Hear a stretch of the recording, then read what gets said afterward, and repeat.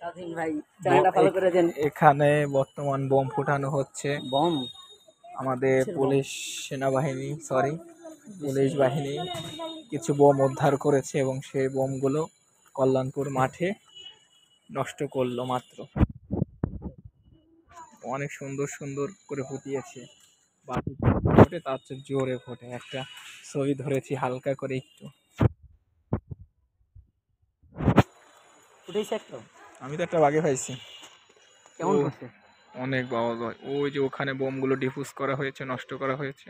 মাটির নিচে পুলিশ সবাই আছে ওখানে অনেকগুলা। দেখুন আজকাল দেশের কি অবস্থা।